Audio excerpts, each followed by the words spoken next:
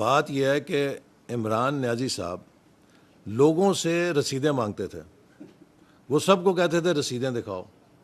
جب ان سے کہا گیا کہ اپنی رسیدیں دکھاؤ تو ان کی رسیدیں بوگس نکلیں. وہ کسی دکاندار کی ایسی رسیدیں تھیں جس کی دکان ہی نہیں تھی اور بوگس رسیدیں تھیں. تو اگر وہ اصلی رسیدیں دکھا دیں گے تو وہ رہا ہو جائیں گے.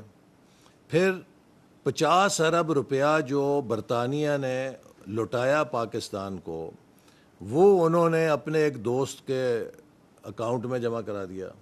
اب آپ مجھے بتائیں کہ دنیا کا وہ کون سا ملک ہے جو یہ اجازت دے گا کہ آپ اس ملک کا 50 ارب روپیہ یا 190 ملین پاؤنڈ سرمایہ جو آپ نے اس ملک کے خزانے میں جمع کرانا ہے، اسے آپ ذاتی پیسہ سمجھ کے کسی کو بخشش کے طور پہ دے دیں اور آپ سے یہ نہ پوچھا جائے کہ وہ پیسہ آپ نے کیوں کر ملک کے اندر جمع نہیں کرایا. اس 50 ارب سے کتنے یونیورسٹیاں بن جاتی ہیں، کتنے اسپتال بن سکتے تھے، کتنے اسکول بن سکتے تھے، کتنے غریبوں کا بھلا ہو سکتا تھا. تو کیا ملک کا اگر 50 ارب روپیہ آپ کھا جائیں اور آپ کہتے ہیں کہ میں نے ڈکار بھی نہیں مارنا اور مجھے کوئی پوچھے بھی نہ، تو یہ کسی ملک کے اندر ہو سکتا ہے؟ تو ہم تو انہیں یہ کہہ رہے ہیں کہ صرف اپنی رسیدیں دکھا دیں. کوئی اگر آپ کے پاس مستند رسید ہے کہ 50 ارب روپیہ آپ نے کہاں کیا، آپ کے پاس اگر کوئی مستند رسید ہے کہ جو تحفے آپ کو ملے، یہ کیا وجہ ہے کہ آپ کے گن مین کو اور آپ کے عملے کو مہنگے تحفے ملے اور آپ کو سستے تحفے ملے؟ کبھی ہو سکتا ہے کہ وزیر اعظم کو کوئی سستے تحفے دے اور اس کے عملے کو مہنگے تحفے دے؟ یعنی کہ آپ نے جو اپنے تحائف کی رسیدیں دی ہیں، ان رسیدوں کے بقول تو وزیر اعظم کو سستے تحفے ملے ہیں اور اس کے عملے کو مہنگے تحفے ملے ہیں.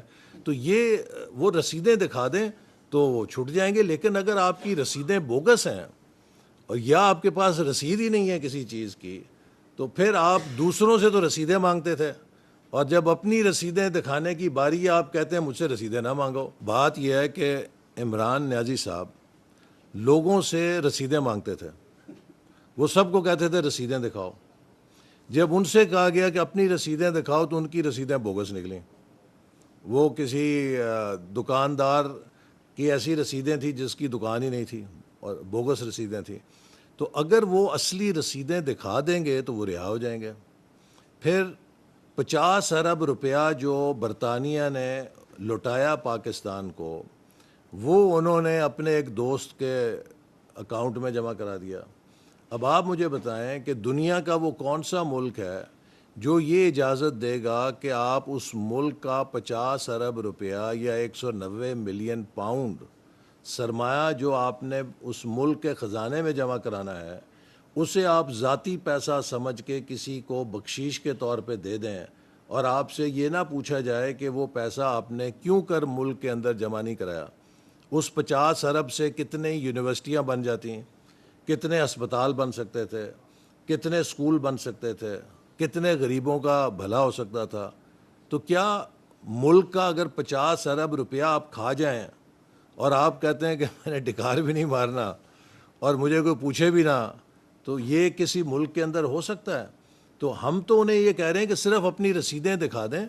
کوئی اگر آپ کے پاس مستند رسید ہے کہ 50 ارب روپیہ آپ نے کہاں کیا، آپ کے پاس اگر کوئی مستند رسید ہے کہ جو تحفے آپ کو ملے، یہ کیا وجہ ہے کہ آپ کے گن مین کو اور آپ کے عملے کو مہنگے تحفے ملے اور آپ کو سستے تحفے ملے؟ کبھی ہو سکتا ہے کہ وزیر اعظم کو کوئی سستے تحفے دے اور اس کے عملے کو مہنگے تحفے دے. یعنی کہ آپ نے جو اپنے تحائف کی رسیدیں دی ہیں، ان رسیدوں کے بقول تو وزیر اعظم کو سستے تحفے ملے ہیں اور اس کے عملے کو مہنگے تحفے ملے ہیں. تو یہ وہ رسیدیں دکھا دیں تو وہ چھٹ جائیں گے. لیکن اگر آپ کی رسیدیں بوگس ہیں اور یا آپ کے پاس رسید ہی نہیں ہے کسی چیز کی، تو پھر آپ دوسروں سے تو رسیدیں مانگتے تھے اور جب اپنی رسیدیں دکھانے کی باری آپ کہتے ہیں مجھ سے رسیدیں نہ مانگو.